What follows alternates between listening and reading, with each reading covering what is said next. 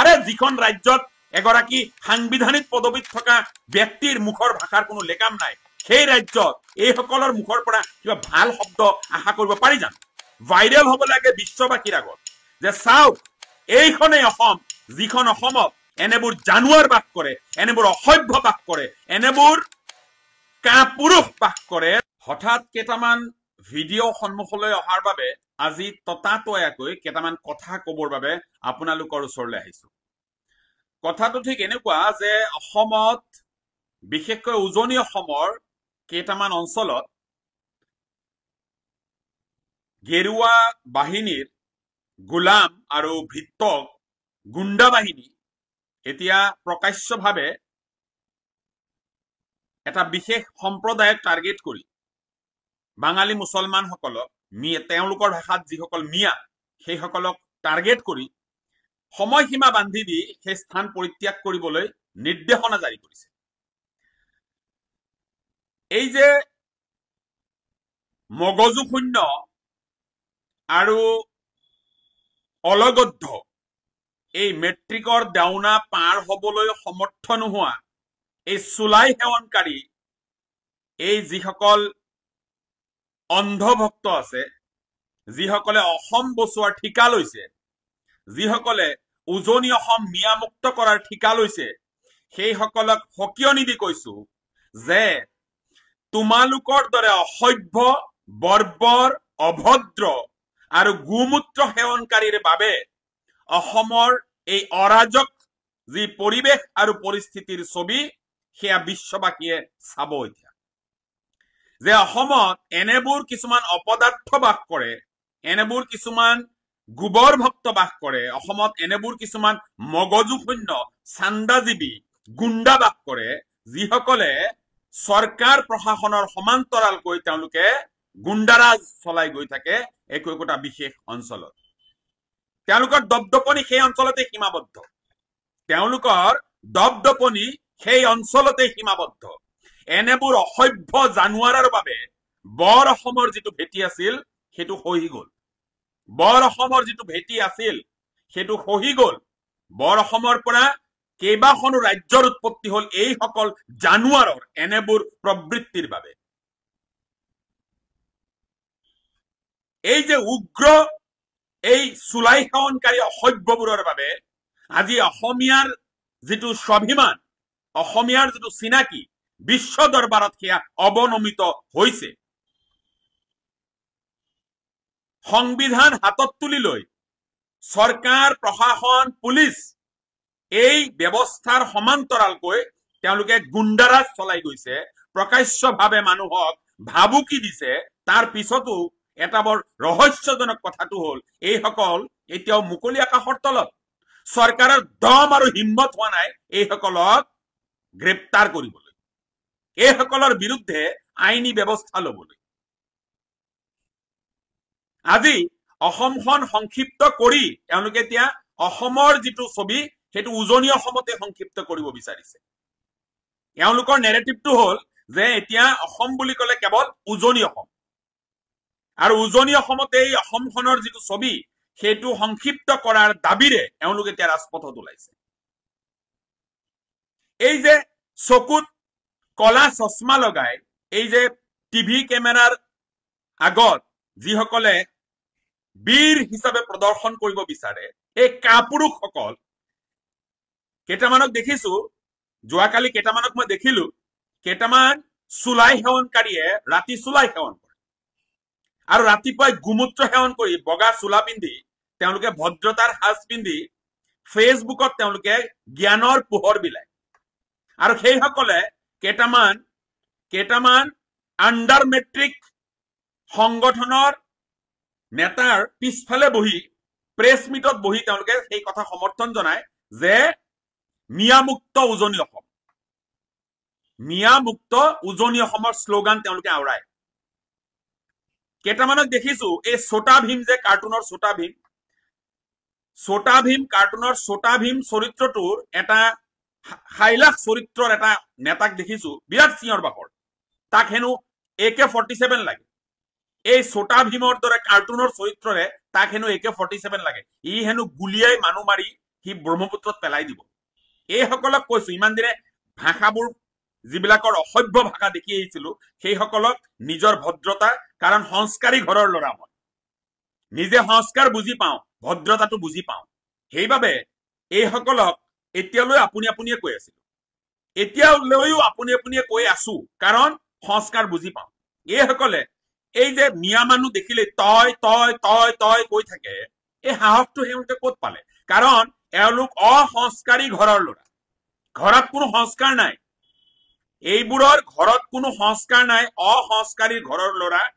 আৰু এইসকল ৰাতিপুৱাৰে পৰা কেৱল চুলাই আৰু মদ খাই নিজৰ জীৱনটো ধ্বংস কৰিছে আৰু অসমৰ উঠি অহা প্ৰজন্মক আদৰ্শ দেখুৱাইছে যে তেওঁলোককো এটা ধ্বংসৰ পথ দেখুৱাবলৈ এইসকল উঠি পৰি লাগিছে। আৰু নিমাত চৰকাৰ প্ৰশাসন নিমাত, যোৱাকালিৰে পৰা দেখিছো অসমত চৰকাৰ আছে জানো? প্ৰশাসন আছেনে অসমত? পুলিচ আছে? ইয়াত সংবিধান বোলা বস্তুটো আছেনে?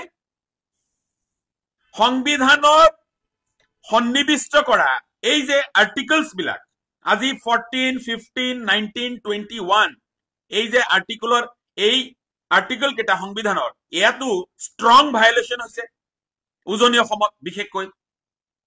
আৰু যিসকলে এই সংবিধানৰ এই আৰ্টিকলছবোৰ প্ৰকাশ্যভাৱে ভায়োলেশ্যন কৰি আছে তেওঁলোকৰ বিৰুদ্ধে কোনো ব্যৱস্থা লোৱা হোৱা নাই। তাৰ মানে কৰবাত নহয় কৰবাত চৰকাৰে এইসকলক উদগনি যোগাইছে এনেবোৰ কাৰ্য কৰিবলৈ, আৰু অসমখন ৰক্তাক্ত কৰাৰ এটা প্লানিং। অসমত বিবেকবান মানুহ এতিয়াও বৰ্তি আছে। এই যে কলা চশমা পিন্ধি এই যে বীৰৰ দৰে দেহৰ মূৰৰ পৰা ভৰিলৈ টেটু আঁকি যিসকলে নিজকে বীৰ বুলি জাহিৰ কৰিব আহিছে, এইকেইটাতো কাপুৰুষ, এইকেইটা কাপুৰুষ, থাৰ্ড জেণ্ডাৰ, এইকেইটা কাপুৰুষ, এইকেইটা থাৰ্ড জেণ্ডাৰ কাৰণে এনেদৰে বীৰৰ দৰে আচৰণ কৰে, কেৱল মাত্ৰ দুৰ্বল শ্ৰেণীৰ মানুহক টাৰ্গেট কৰি, সেইসকলক তই মই ব্যৱহাৰ কৰি, সেইসকলক অভদ্ৰ আচৰণ কৰি, সেইসকলক এটা স্থান পৰিত্যাগ কৰাৰ বাবে সময় নিৰ্ধাৰণ কৰি দি এইসকলে নিজৰ কাপুৰুষৰ দৰে যি পৰিচয় দাঙি ধৰিছে তাৰ বাবে আমি লাজ পাইছো। এই কথা বতৰাবোৰ এতিয়া কেৱল মাত্ৰ ৰাজ্যখনতে সীমাবদ্ধ নাথাকে। এই যে ভিডিঅ'বোৰ আহিছে, এই ভিডিঅ'বোৰ ইণ্টাৰনেশ্যনেল লেভেলত নিবৰ বাবে আমি প্ৰস্তুত আছো।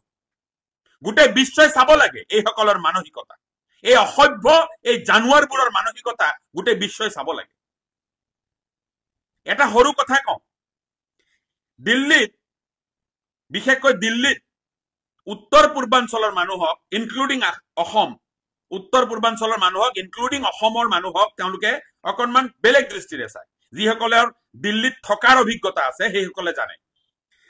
এই যে চাই তেওঁলোকৰ মতে অসমৰ মানুহবিলাক হেনো জংঘলী। দিল্লীৰ বহু মানুহ আছে, একাংশ দিল্লীৰ মানুহৰ মনত অহা কথাটো হ'ল যে অসমত বা অসম আৰু উত্তৰ পূৰ্বাঞ্চলৰ মানুহবিলাক হেনো জংঘলী, তেনেকুৱা এটা ধাৰণা তেওঁলোকৰ আছে। আৰু এই কথাবিলাকত মদত কৰিছে, এই কথাবিলাক স্পষ্টভাৱে এষ্টাব্লিছ কৰিবৰ কাৰণে এই যে অসভ্য জানুৱাৰবোৰৰ এই ভিডিঅ'বোৰে যথেষ্ট। এই অসভ্য জানুৱাৰবোৰৰ ভাবুকি দিয়া এই ভিডিঅ'বোৰ যথেষ্ট দিল্লীবাসী বা দিল্লীৰ একাংশ মানুহৰ এই যে ধাৰণাটো যে অসমত জানুৱাৰবোৰ বসবাস কৰে বুলি তেওঁলোক কিছুমানে যে ভাবে, এইসকল জানুৱাৰৰ বাবে সেই মানুহবিলাকে ভাবিবলৈ বাধ্য হয় যে অসম সঁচাকৈ অসমত জংঘলীবোৰ বসবাস কৰে। ভদ্ৰতাৰ কোনো নজিৰ এইসকলে দেখুৱাব নোৱাৰে। নামত এটা সংগঠন খুলি লৈছে, ৰাতি চুলাইৰ আড্ডাত বহে, ৰাতিপুৱাৰে পৰা সন্ধিয়ালৈ বগা চোলা এটা আৰু কলা চানগ্লাছযোৰ পিন্ধি চান্দা সংগ্ৰহত ব্যস্ত হৈ পৰে, দালালিত ব্যস্ত হৈ পৰে, বিভিন্ন অফিচ কাছাৰীবোৰত গৈ এওঁলোকে দালালি কৰে। এই তথ্য আমাৰ তাত আছে, কোন কোন অফিচত এইসকলে দালালি কৰে, ক'ত ক'ত দালালি কৰে, এই তথ্য আমাৰ তাত আছে। আৰু এই দালালিৰে লগতে চান্দা সংগ্ৰহ কৰি জীৱিকা নিৰ্বাহ কৰা এইসকল কাপুৰুষৰ দল এতিয়া অসম ৰক্ষাৰ অভিযানত নামি পৰিছে।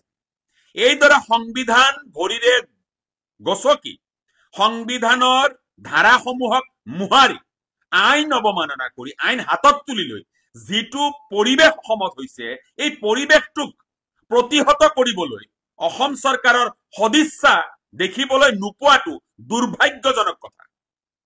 আমি গোটেই বিশ্ববাসীৰ দৃষ্টি আকৰ্ষণ কৰিব বিচাৰিম এই কথা।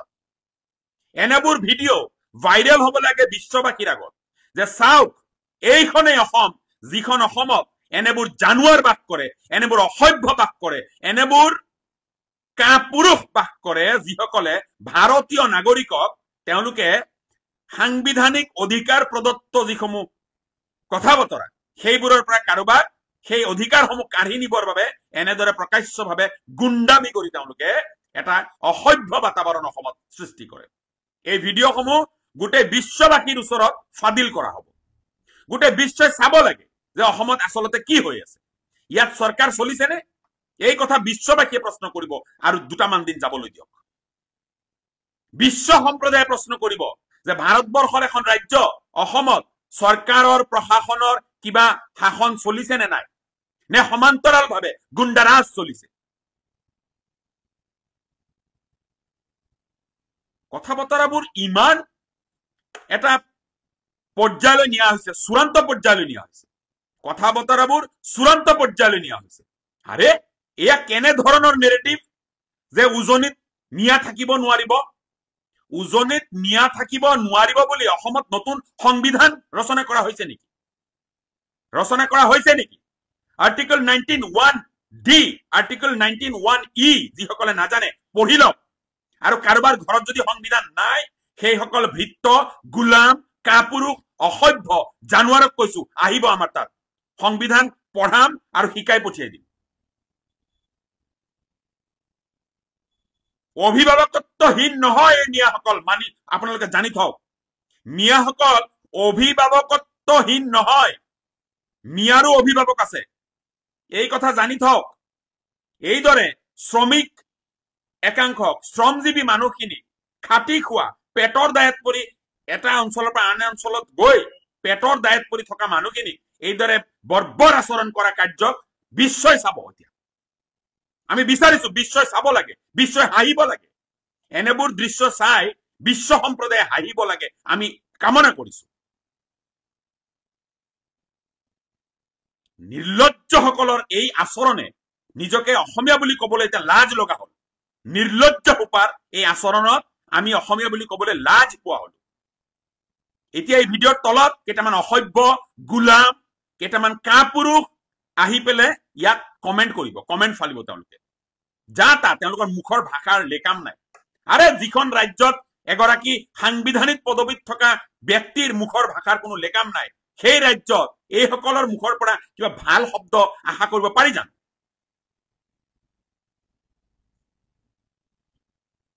মৌন হৈ মানুহ বহি থাকিলে ভাবি নলব যে এইসকল মানুহ বোবা, এইসকল মানুহ বোবা বুলি ভাবি নলব। আজি মই ধন্যবাদ দিছো, উজনি অসমত কেইবাটাও সংগঠন মই দেখিছো বা ব্যক্তি বিশেষক মই দেখিছো যিসকলে এই কথা বতৰাবোৰক বিৰোধ কৰিছে, এই কথা বতৰাবোৰক বিৰোধ কৰিছে আৰু এই গুণ্ডাসকলক, এই অসভ্যবোৰক, এই কাপুৰুষ বিলাকক সন্মুখৰ পৰা তেওঁলোকক প্ৰতিহত কৰিবলৈ আগবাঢ়ি আহিছে। মই ধন্যবাদ দিছো। আৰু এনে পৰিৱেশ হব লাগে অসমত। এই গুণ্ডাসকলক ঘৰৰ ভিতৰত